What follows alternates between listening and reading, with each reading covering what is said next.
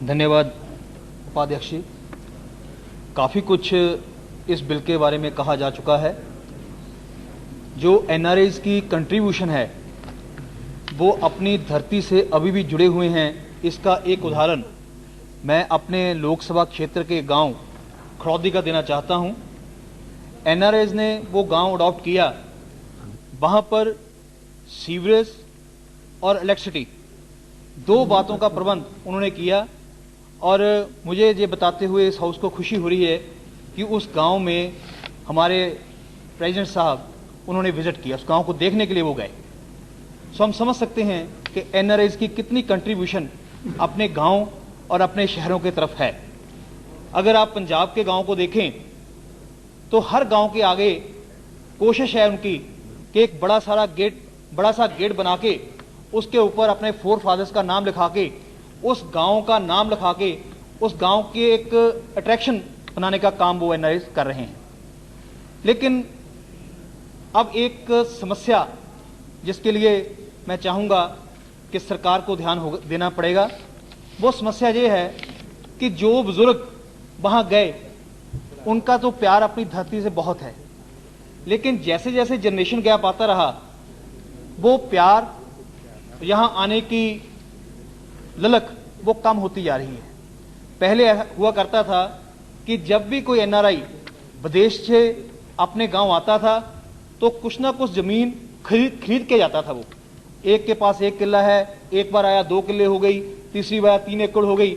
लेकिन अब ये ट्रेंड कम होकर जमीन बेचने का ट्रेंड शुरू हुआ है। कारण कि जो बच्चे हैं उनका जो जनरेशन गैप है अपने गांव के प्रति, अपने देश के प्रति कुछ लगाव कम हुआ है।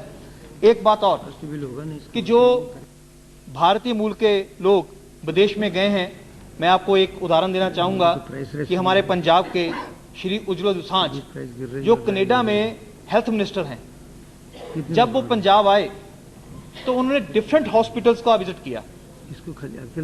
जब उन्होंने हॉस्पिटल की कंडीशन देखी तो उनके मन में एक वेदना हुई कि जहां हम रहते हैं कनाडा में, यहां का मैं हेल्थ मिनिस्टर हूं, वहां के हॉस्पिटल और पंजाब जहां से मैं गया हूं वहां के हॉस्पिटल की फैसिलिटी में बड़ा अंतर है। सो उन्होंने काफी कंट्रीब्यूशन की है, प्रॉमिसेस किए थे कि मैं इन हॉस्पिटल्स को सुधारने की कोशिश करूंगा। लेकिन माननीय होम मिनिस्टर जी, एक समस्या है जो खास तौर पे पंजाब के एनआरआई पैदा करते हैं। वो समस्या ये है कि जो एनआरआई विदेश से शादी करने पंजाब में आता है वो ऑलरेडी वहां मैरिड होता है, उसकी 2 या 3 शादियां पहले हुई होती हैं। पंजाब के लोगों के मन में है कि जल्दी से जल्दी अपने बच्चों को बाहर भेजें, तो बिना वेरिफिकेशन किए हुए, ये बात नहीं, उनके पास सोर्स नहीं है कि वेरीफाई कैसे करें वो वहां मैरिड है कि नहीं मैरिड। वो यहां आकर शादी करता है और यहां 15-20 दिन रहकर बहुत सा दहेज लेकर वो वापस चले जाता है। लेकिन ऐसे हजारों लड़कियां अब पंजाब में हैं। मैं 2 डिस्ट्रिक्ट की बात करता हूं, एक होशियारपुर जहां से मैं हूं, एक साथ जलंधर। हजारों लड़कियां ऐसी हैं, उनका स्टेटस जो है ना मैरिड में है, ना विडो में है, ना डाइवोर्सी में है।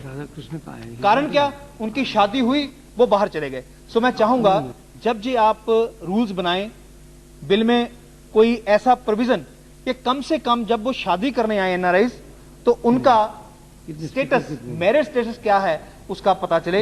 एक सिर्फ बात मैं आपके ध्यान में लाना चाहता हूं कि पंजाब में एनआरआई सभा बनी हुई है। जो एनआरआईज की समस्याएं हैं उनको उनके सोल्यूशन के लिए खत्म कर रहा हूं, उनके सोल्यूशन के लिए वो सभाएं काम करती हैं। अगर देश भर में ऐसा कोई उपराला हो जाए कि सभी जगह उन समस्याओं को हल करने के लिए, तो मैं समझता हूं कि हम उनके लिए काफी मदद करेंगे। जो त्रिपाठी जी ने बात कही थी कि ये बिल को अडॉप्ट करते समय नेशनल सिक्योरिटी का भी ध्यान रखा जाए। बहुत बहुत धन्यवाद।